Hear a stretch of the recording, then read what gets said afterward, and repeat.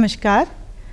आज के इस खास मुलाकात कार्यक्रम में हम हिंदी जगत की जानी मानी हस्ती श्रीमती नीलम प्रभा वर्मा जी से एक खास मुलाकात करेंगे।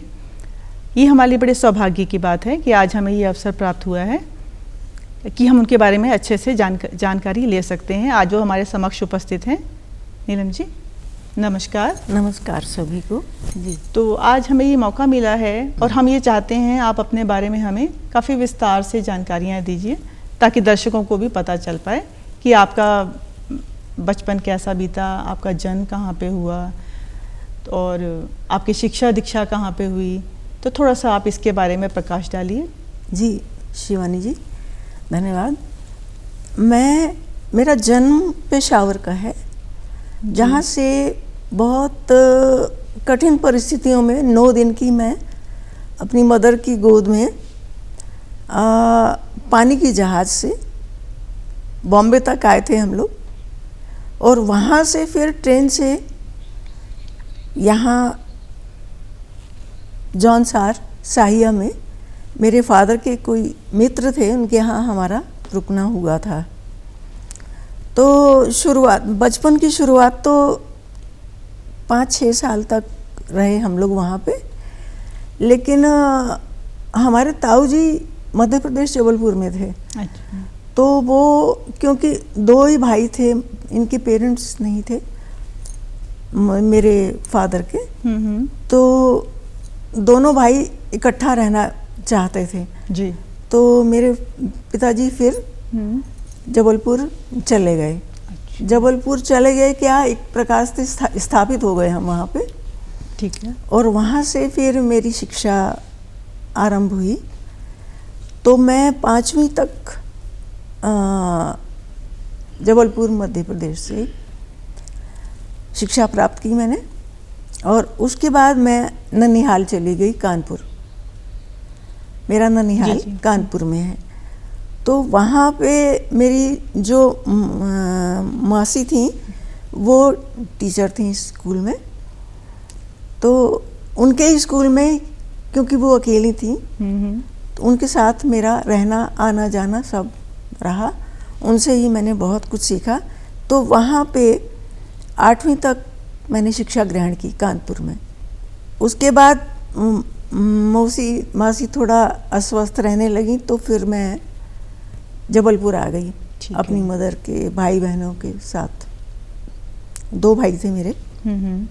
तो जबलपुर आके फिर मैंने 9th में एडमिशन लिया। उसके बाद इंटर तक किया मैंने वहाँ से। अच्छा। और उसके बाद फिर शादी हो गई। फिर मैं वापस साहिया आ गए हम लोग। विकास नगर से मेरे पति देव थे। तो वहाँ से शुरुआत ऐसी हुई कि सब लोग ज़्यादा से ज़्यादा एजुकेशन ले रहे थे, तो मुझे लगा कि बहुत कम है मेरी एजुकेशन। अच्छा। तो मेरे पति ने मेरी बहुत हेल्प की, बहुत सहायता की, और मुझे स्नातकोत्तर तक गढ़वाल यूनिवर्सिटी से फिर मैंने शिक्षा ग्रहण की। और उसके बाद उज्जैन से विश्व हिंदी परिषद से मुझे डॉक्टरेट की उपाधि प्राप्त हुई। सीखने को तो मैं अभी तक सीख ही रही हूँ। सीखने की तो कोई उम्र कुछ भी नहीं अच्छा होती। मिलता हाँ, है जी जी। तो मैं सोचती हूँ कि इसको भी सीख लिया जाए। बहुत बेहतर। कई भाषाएं हैं वैसे, हिंदी, अंग्रेज़ी, पंजाबी, गुरमुखी कहना चाहिए, उर्दू, ये सब मैं पढ़ना लिखना जानती हूँ। इसके अलावा अभी थोड़ा सा मेरा जापानीज़ में भी इंटरेस्ट हो गया कि मैं वो भी सीखूं। तो बहुत सारी अच्छी बात है। देखिए जी, बहुत सारी भाषाएं सीखने का और बहुत सारी नई चीज़ें सीखने का अभी भी जज्बा कायम है, कहना चाहिए। बहुत ही अच्छी बात है ये जी। थोड़ा सा आप अपने माँ बाप के बारे में भी बताइए। आपके माता पिताजी कहाँ पे रहते थे, तो क्या काम करते थे, थोड़ा सा उनके बारे में भी बताइए। मेरे फादर कारपोरेशन में थे, जबलपुर कारपोरेशन में।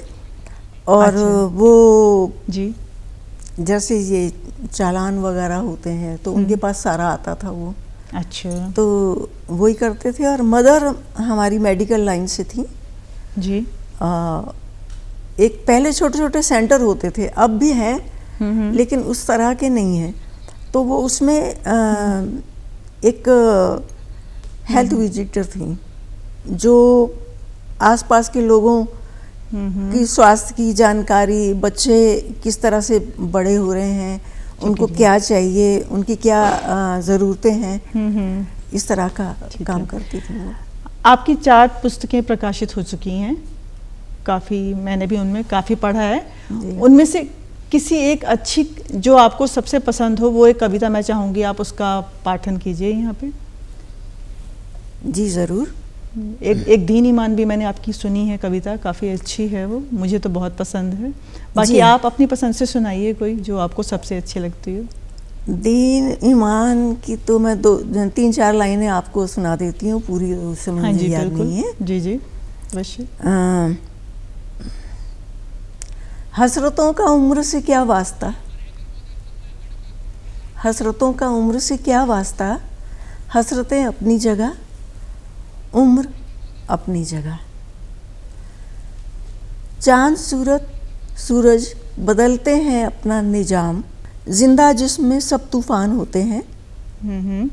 बहुत अच्छा। दीन अपनी जगह, ईमान अपनी जगह, अंजाम की तय से गुजर जाते हैं, आगाज अपनी जगह, अंजाम अपनी जगह। बहुत खूब, बहुत खूब, धन्यवाद, अच्छी लगी। एक रचना का एक अंतरा मैं गा के सुना देती हूँ। प्रणय गीत है। रंग में भीगी पलकें उठाऊं या कि गिराऊं, रंग में भीगी पलकें उठाऊं या कि गिराऊं, चांद की रश्मियों से प्रिय का बुलावा आया है, रंग में भीगी पलकें उठाऊं या कि गिराऊं, प्यार से मन छल रहा, मन चाहा सा मिल रहा, प्यार से तुझको रिझाऊं या कि बुलाऊं, हर तरफ नशा सा छाया है, रंग में भीगी पलकें उठाऊं या कि गिराऊं, चांद की रश्मियों से प्रिय का बुलावा आया है, रंग में भीगी। बहुत ही खूबसूरत, धन्यवाद। आपको इस साहित्य जगत में काफ़ी पुरस्कारों से भी नवाजा गया है, तो थोड़ा सा मैं ये भी चाहूँगी कि आप उनके बारे में बताइए मुझे, तो क्या क्या, कहाँ किस जगह आपको जी कौन कौन से पुरस्कार मिले हैं? जी ज़रूर। मुझे जब कहा गया कि मैं वो पुरस्कार यहाँ पे लाऊं, दिखाऊं, तो वो संभव नहीं था कि मैं वो कैसे उठा के लाती इतना, तो मैंने उसके कुछ फोटोग्राफ्स भेज दिए थे यहाँ पे। बहुत बढ़िया। हाँ, तो वो आप देख सकते हैं। क्योंकि उनको उठा के लाना संभव नहीं था, वो बहुत सारे थे। ये टिंचरी माई सम्मान है आपको मिला है, ये महिला मैत्री में। हाँ, ये मीर रत्न है, ये मीर राजपूत सभा की तरफ से लग रहा है मुझे। हाँ, ये काव्य गोष्ठी में मिला हुआ आपका पुरस्कार है जो आपको 2016 में प्राप्त हुआ था। जी जी, है ना। सेवा सेतु ने सम्मानित किया मुझे। हाँ जी, जिजीविषा ने सम्मानित किया। महिला काव्य मंच ने सम्मानित किया। आपका प्रशस्ति पत्र भी है, ये सेवा सेतु से प्राप्त है। हाँ, नारायणी साहित्य संस्था ने भी सम्मानित किया। हाँ, ऐसे बहुत सारे सम्मान है, इतना मैं याद भी नहीं रख सकती, लिख के ही याद रखा जा, पढ़ के ही बताया जा सकता है वो। तो बाकी आप कैप्शन पे देख सकते हैं कि कैसे कैसे कौन कौन से सम्मान प्राप्त हुए आप मुझे मिले। जी नहीं, आपने खैर बहुत से पुरस्कारों को प्राप्त किया है और भविष्य में भी आपको बहुत से मिलेंगे। बहुत शुक्रिया। आप इतना अच्छा लिखती हैं, तो ये तो आपका खैर संभव ही है। तो आगे मैं आपके बारे में थोड़ा सा ये जानना चाहूँगी, आपके श्रीमान जी पति जो हैं क्या काम करते थे और कहाँ पे पोस्टेड थे? हाँ, ये बड़ा अच्छा सवाल आपने पूछा। मैं उनके विषय में बताना चाहती थी बहुत कुछ। वो इंग्लिश के बहुत अच्छे कवि थे। उनकी एक किताब भी प्रकाशित हुई है जो मैंने दी है, ड्रीमलैंड। अच्छा।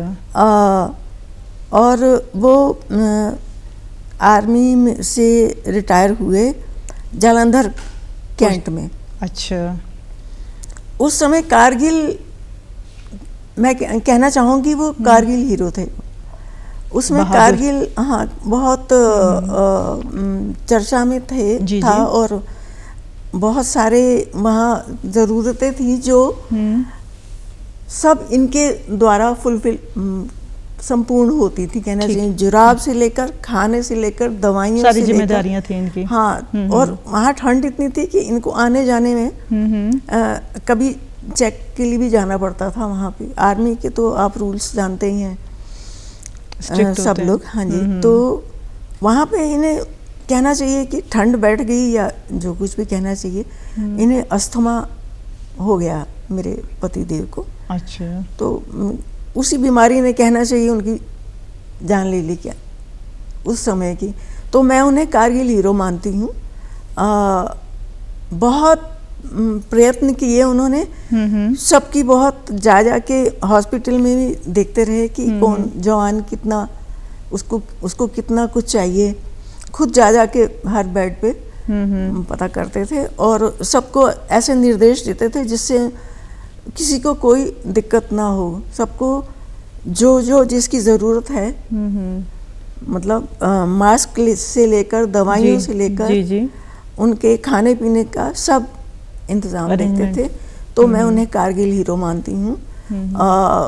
वहीं से जो अस्वस्थता कहना चाहिए, क्योंकि वो अपनी जो ड्यूटीज कर्तव्य हैं उनके लिए बहुत समर्पित थे, ईमानदारी से बिल्कुल निभाते भी थे। नहीं चाहते थे कि इसमें कोई कमी आए। हाँ जी, हाँ जी। तो वो ज़्यादा, आप तो सब समझते हैं कि कारगिल में क्या क्या हुआ और कितना कुछ हुआ। तो वो पूरी उन्होंने अपना योगदान दिया उन्होंने। हाँ, पूरा योगदान दिया उन्होंने। हाँ जी। तो मैं उन्हें कारगिल हीरो मानती हूँ। आप तो खुद भी, मैंने देखा है, विकलांगों के लिए काफ़ी काम करती हैं और इस क्षेत्र में भी आपने शिक्षा दीक्षा भी प्राप्त की है जी। और थोड़ा सा मैं इसके बारे में आपसे जानना चाहूँगी। हाँ जी, मैंने 1992 में NIVH से विजुअली हैंडीकैप्ड जो दृष्टिबाधितार्थ जी के लिए ट्रेनिंग ली थी। मैंने दृष्टिबाधितार्थ के लिए रिकॉर्डिंग भी की और एजुकेशनल रिकॉर्डिंग जो होती है वो की। और उसके बाद मुझे ऑफ़र मिला रैफलशायर से डिप्लोमा इन स्पेशल एजुकेशन। अच्छा। तो उसमें टोटल डेफिशिएंसी जो है बच्चों में हो जाती है या जन्म से होती है, दिव्यांगजनों में। हाँ जी। उसके लिए ट्रेनिंग ली मैंने। अच्छा। और उसके बाद 92 से ही मैंने एक संस्था उत्तर भारत दिव्यांगजन हितार्थ संस्थान है जी, हाँ जी, उसके साथ मैं जुड़ी और आज तक जुड़ी हूँ। बहुत से बच्चों के मैंने आँख के ऑपरेशन कराए। कुछ लोगों के होंठ कटे होते हैं, नारायणी संस्थान उदयपुर भेज के अच्छा उनके ऑपरेशन करवाए।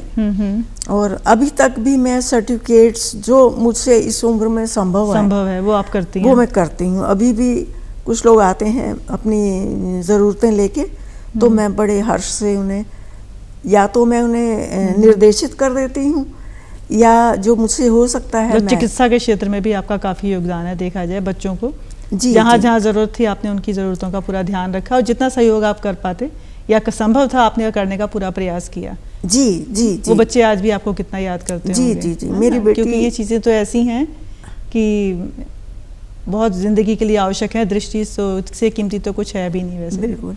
थोड़ा सा आप अपने परिवार के बारे में भी बताइए। हाँ जी ज़रूर। मेरी 3 बेटियां हैं। हाँ जी। तीनों ऑफिसर ग्रेड में हैं। अच्छा। एक एजुकेशन में है, एक पीएनबी में है, एक का एचएम प्रोफाइल है। अच्छा। और बेटा एक टीचर है, एक अपना फाइन आर्ट्स का इंस्टीट्यूट है उसका। अच्छा। और सब दोनों बच्चे मेरे साथ हैं, बहुएं मेरे साथ हैं, सब परिवार बहुत अच्छा है। मैं खुश हूँ अपनी उपलब्धियों से, जो उपलब्धियों से, अपने बच्चों से, क्योंकि खुश रहना मेरी फितरत है। मैं बहुत मुश्किल में भी अपने आप को, आप बुलंद हैं, आपको देख के ही लगता है। ये तो बहुत शुक्रिया। मैं खुशी मतलब हर मुश्किल को खुशी में तब्दील कर सकती हूँ, ऐसा मैं समझती हूँ। हर फिक्र को धुएं में उड़ाता चला गया। चलिए, अच्छी बात है। थोड़ा सा आगे की ज़िंदगी के बारे में, आपकी जो 4 किताबें लिखी गई हैं, इतनी मैंने भी पढ़ी हैं, काफ़ी अच्छी कविताएं हैं, लघु हैं और बहुत ही सारगर्भित हैं। इसमें से आभा आभास में आपने बेटियों के लिए काफ़ी लिखा है। जी, तो थोड़ा सा मैं चाहूँगी आप उस पर भी बताएं हमें। ज़रूर ज़रूर। क्यों आपने बेटियों पे इतना काफ़ी ध्यान दिया? मुझे ये ऑफ़र मिला था संस्कृति विभाग से कि आपकी बेटियां हैं, आप बेटियों पे बहुत अच्छा लिख सकती हैं जी। तो उन्होंने मुझे मदद भी की, मेरी आर्थिक सहायता दी जी। और तब मैंने ये आभा आभास लिखी। उस पे अगर आप देखना चाहेंगे तो फ्रंट पेज पे जो 3 बच्चियां हैं छोटी सी, छोटी वो तीनों मेरी बेटियां हैं। तो एक इतिहास बन गया ये। एक वो इतिहास बन गया। मैंने उन्हें, मैं तो जो हूँ सो हूँ, उन्हें मैंने एक अपने आप प्रसिद्धि दे दी कि वो मेरी बेटियां हैं, वो उस किताब पे हैं। उनके लिए भी सौभाग्य की बात है। बहुत शुक्रिया। तो और दूबसी नदी के लिए मुझे हिंदी अकादमी ने सहायता दी थी जी, आर्थिक सहायता। अच्छा। बसंत का बिहार के लिए।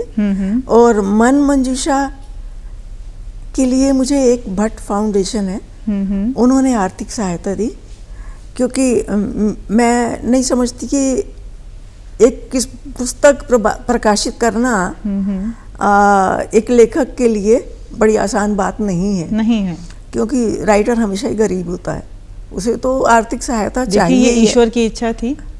आपकी एक भी नहीं, 4 पुस्तकें प्रकाशित हुई हैं। 4 और चारों में ही कविताएं अगर आप देखें बहुत ही खूबसूरत तरीके से लिखी गई हैं। बहुत शुक्रिया। और बेटियों की कविताएं तो ऐसा है, मैंने बेटियों पे तो मैंने स्कूलों में भी, सही बताऊं आपको, तो बच्चों को बोलते हुए सुनी है आपकी कविताएं। जब भी बेटियों का टॉपिक आता है तो उसमें से कविताएं याद करते हैं और बोलते हैं। थोड़ा सा आप अपनी पसंद की कोई कविता सुनाना चाहेंगे? एक चिड़िया की है, बच्चों वाली कविता जी। बेटी पे तो नहीं है, आप समझ सकती हैं। टुक टुक टुक टुक टुक टुक दाना लाती, सोने जैसी सोन चिड़ैया, फुदक फुदक कर उन्हें खिलाती। हाँ जी। नन्ही प्यारी सोन चिड़ैया, फुदक फुदक कर गाना गाती। नन्ही नन्ही सोन चिड़ैया, दरअसल ठीक से याद नहीं है, पर बहुत खूबसूरत तरीके से बोलती हैं आप। बहुत शुक्रिया। नाइस। बहुत शुक्रिया जी। तो आप आजकल के जो साहित्य में जितने भी लोग लिख रहे हैं उनके बारे में क्या संदेश देना चाहेंगे? किन विषयों पे उनको लिखना चाहिए कि समाज में थोड़ी जागरूकता है उन विषयों, क्योंकि जब इंसान जो पढ़ता है वही चीज़ें सामने आती हैं। जी जी। मैंने बचपन से अगर लिखना सीखा है, तो मैंने चंदा मामा से लेकर सारी किताबें जो उस समय प्रकाशित होती थी सब पढ़ी हैं। और पढ़ने से ही मुझे लगता है कि लेखन आप कर सकते हैं। तो मेरा ये कहना है सब नए लेखकों से, या जो लिखना चाहते हैं या जो लिखते हैं, कि अगर आपने लिखना है तो पहले पढ़िए, बहुत सारा पढ़िए, तब आप उसमें से एक बूंद अपने लिए ले सकते हैं लिखने के लिए। और मैं एक और जिक्र करना चाहूँगी रजनीश कुमार जैन की, जो ओशो के नाम से प्रसिद्ध हुए। जबलपुर में भालदारपुरा में वो हमारे पड़ोसी थे। अच्छा। तो बचपन में वो हमें, मैं उस समय 3-4 साल की थी कहना चाहिए। हाँ जी। तो वो हम लोगों को, सब बच्चों को इकट्ठा करके और कहते थे कि आकाश के ना तारे गिनो कितने हैं।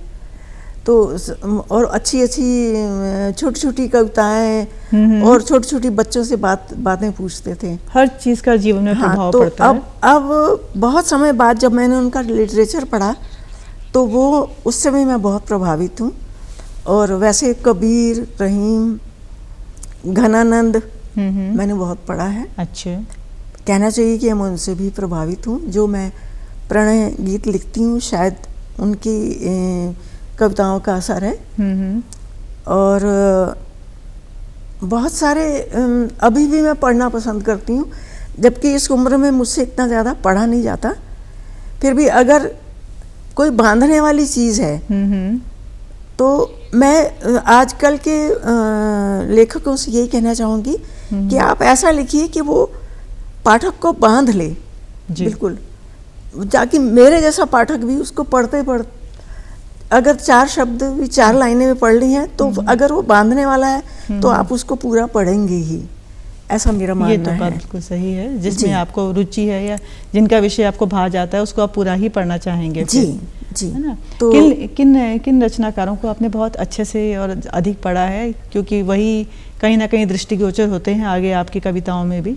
जी जी जी, हाँ, मैंने धर्मवीर भारती को बहुत पढ़ा है जी। कुशवाहा कांत को पढ़ा है। बहुत पढ़ने का इतना था कि जितनी लाइब्रेरियाँ थी जबलपुर में जी, सबकी मेंबरशिप थी। आज भी मैं दून लाइब्रेरी की लाइव मेंबर हूँ। मैं जबकि अब पढ़ नहीं पाती उतना।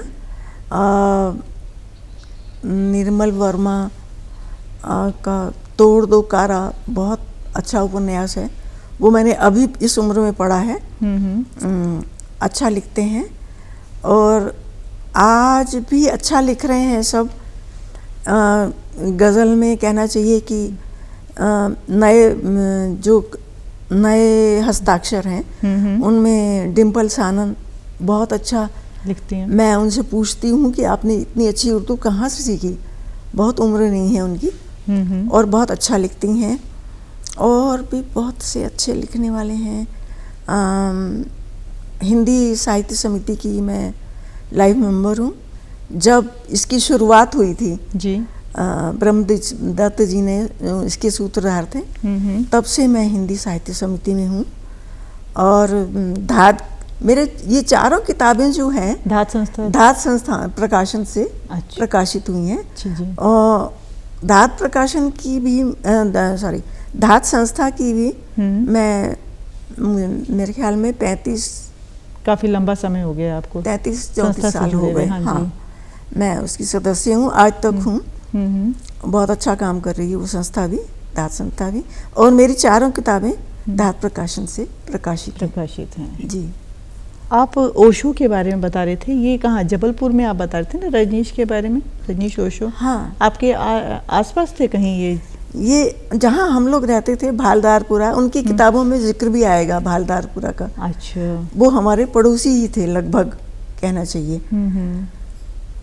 तो तब तो उस समय तो 3-4 साल की थी हम लोग, बड़ी शरारतें भी करते थे, उन्हें परेशान भी बड़ा करते थे।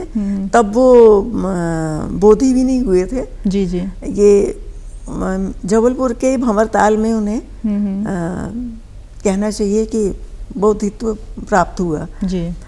तो लेकिन उनका साहित्य मैंने अब पढ़ना शुरू किया अब। अच्छा। तब तक मैं नहीं जानती थी उनके बारे में ज़्यादा जी। 3-4 साल का बच्चा कितना समझेगा। लेकिन अरे मैंने कहा ये तो वही है। तो तब फिर मैंने उनका साहित्य पढ़ना शुरू किया। और मैं सबको आप ये मैं नहीं कह रही कि आप उनका अनुसरण कीजिए जी, आप उनको पढ़िए। अगर आप लिखना चाहते हैं तो पढ़ना तो बहुत को पढ़िए। उनका लेखन आपको लिखने की प्रेरणा देगा। मैं ऐसा समझती हूँ जी। मैं सारे देवी देवताओं को मानती हूँ। शांति कुंज हरिद्वार में मेरा बहुत आना जाना है, क्योंकि मेरी माता जी आर्य समाज से जुड़ी हुई थी। हाँ जी। तो वहाँ का गायत्री मंत्र मुझे बहुत प्रभावित करता है। तो अभी एक उनका सेशन कहना चाहिए शुरू होगा तो वो भी मैं ज्वाइन करूँगी। मुझे बहुत अच्छा लगता है वहाँ जाना। जी। आपकी जीवन में ऐसी कौन सी इच्छाएं हैं जो आपको लगता है कि अभी और बाकी हैं और आपको उनको पूरा करना चाहिए? मैं ये चाहती हूँ कि जो कोई बोले अच्छा बोले। अगर मैं किसी प्रकार भी जितना मैं कर सकती हूँ किसी की मदद करना चाहूँ तो मैं कर लूँ किसी भी हालात में। और ऐसा ही मैं सब लोगों से अपेक्षा करती हूँ कि सब लोग भी ऐसा ही करें तो दुनिया बदल जाएगी। जो हालात सबके थोड़े थोड़े प्रयास से जी जो हालात आज चल रहे हैं वो थोड़े बदल जाएं, लोग एक दूसरे से मिलजुल के रहें, प्यार से रहें, इतना मैं चाहती हूँ। और खुश रहें सब, किसी को कोई कमी ना हो। आपने जिससे आपकी 4 किताबें छपी हैं, इसके अलावा भी आप मैंने आपके देखे हैं कई और बुक किताबों में भी, थोड़ा सा आप उनके बारे में भी बताएंगे? आपकी कई कविताएं और संग्रहों में भी हैं। हाँ, मेरे साहित्यिक गुरु थे सुखवीर विश्वकर्मा जी। मुझे पहले ही बताना चाहिए था। और उनकी एक पत्रिका निकलती थी, अभी भी निकल रही है वो, वैंगार्ड। तो उसमें ही मेरा प्रकाशन का शुरुआत हुआ था। उसके बाद मैं शायरिका, धर्मयुग, हिंदुस्तान, मनोरमा वगैरह जो मैगजीन्स मेरे टाइम में चलती थीं उनमें सब में छप चुकी हूँ। कादम्बनी सब में मेरा प्रकाशन, मेरी साहित्य सामग्री प्रकाशित हो चुकी है। और अभी भी मैं दरअसल स्वांता सुखाए है। चारूचंद्र चंदोला जी कहते थे कि नीलम जी अपने सुख के लिए लिखती हैं। जी। वो इसलिए नहीं लिखती कि मैं बहुत प्रसिद्ध हो जाऊं। अभी मन मंजूषा की भूमिका में अगर आप लोग देखेंगे तो उन्होंने लिखा है कि वो स्वांता सुखाए लिखती हैं। और वाकई मैं नहीं चाहती कि मैं बहुत प्रसिद्ध हो जाऊं या बहुत जगह छप जाऊं, ऐसी मेरी मंशा। मैं किसी भी दौड़ में शामिल नहीं हूँ, कहना चाहिए। बहुत ही अच्छा। आज आपसे बहुत अच्छा लगा हमें मुलाकात करके। आपने हमारे विभिन्न प्रश्नों के बहुत ही अच्छे से जवाब दिए हैं। अगली खास मुलाकात में फिर किसी नई हस्ती से मुलाकात तक के लिए आप हमें आज्ञा दीजिए। फिर मिलते हैं इसी खास मुलाकात प्रोग्राम में। आपने नमस्कार।